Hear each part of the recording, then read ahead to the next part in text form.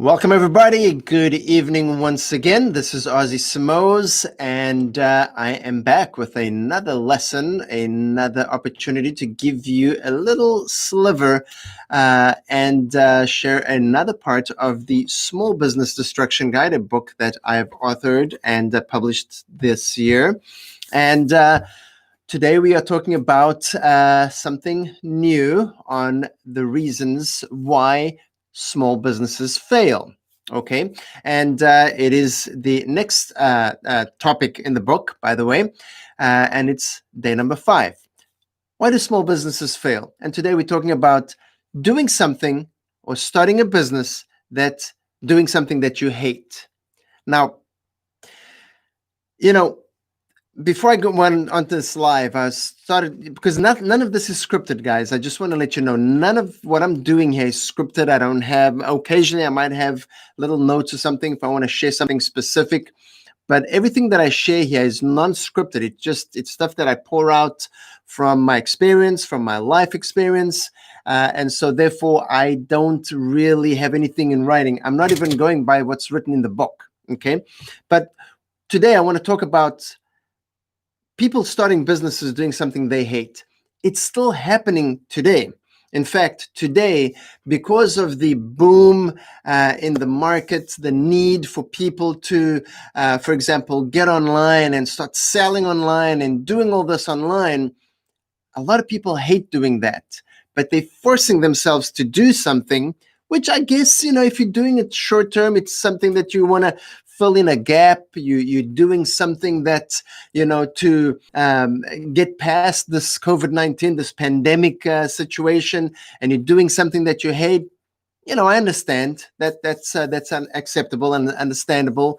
But I'm specifically talking about people that go and they plan, they spend money, they put down money for, on a lease, and they start a business doing something that they completely hate, something that doesn't appeal to them, something that, eventually turns into waking up in the morning, because everything is exciting when you start something new, even though you hate it, it's new, it's exciting, you got your energy, you get things going.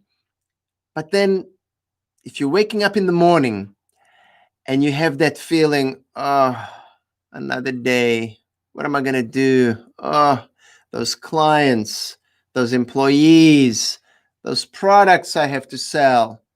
However you think about that day, if it's like that, chances are you're doing something you hate. Now, like I said, before I got started on the live, I was thinking, what about if you don't have a small business, you're not a small business owner, and you have a job?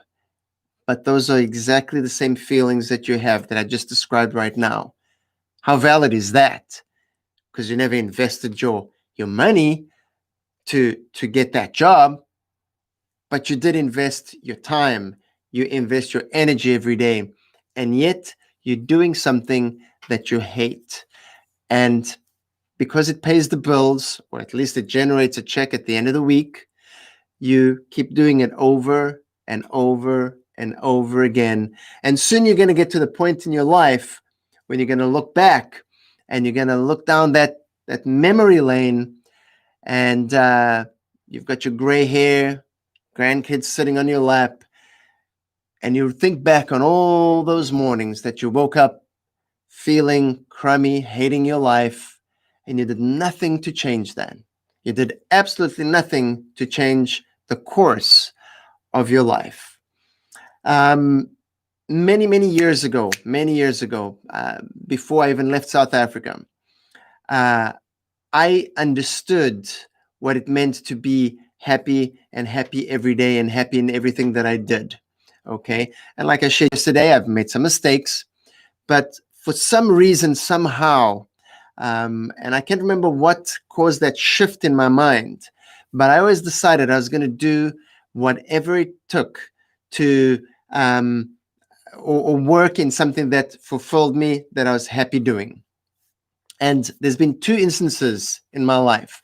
2 instances. Once I was unemployed and I answered, and this is back probably 20 years ago. Yeah, definitely at least 20 years ago, 1999 to be exact, when I was unemployed. All right, I had been laid off from a job that I had been, and I had an offer from a company that would guarantee me six figures. That means back over 20 years ago, 21 years ago, making over $100,000 a year in salary was, I was making around 30. Okay. So go figure, making three and over 3 years worth of salary in 1 year. And once I understood what was required of me in order to make that type of money, I refused the job. I never took it. Not too long after that, maybe about 5 years, 6 years after that, my best friend from South Africa, who lives in New York, made me a similar proposal, guaranteeing me over $100,000 salary. Same thing. Did I need the money? Absolutely. I mean, I was working. I had a decent job at the time, not making that, definitely not 100,000. I was making about half of that at the time. And in 2006, roughly. And he made me that proposal.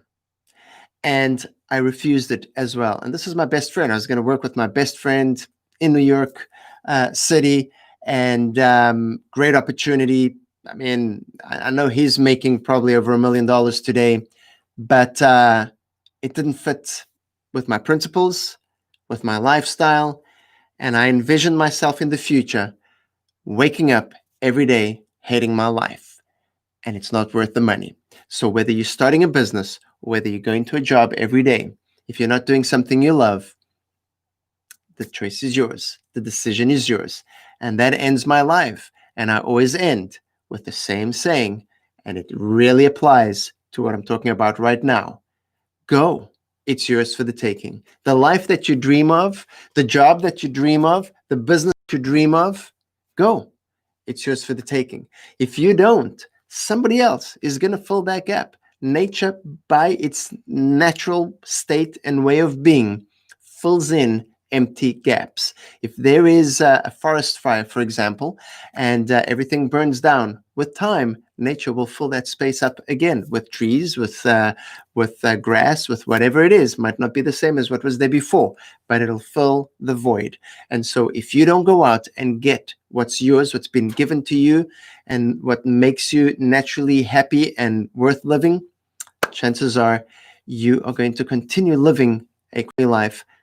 But like I said, go. It's yours for the taking. And I'll see you tomorrow, God willing. Adios, amigos.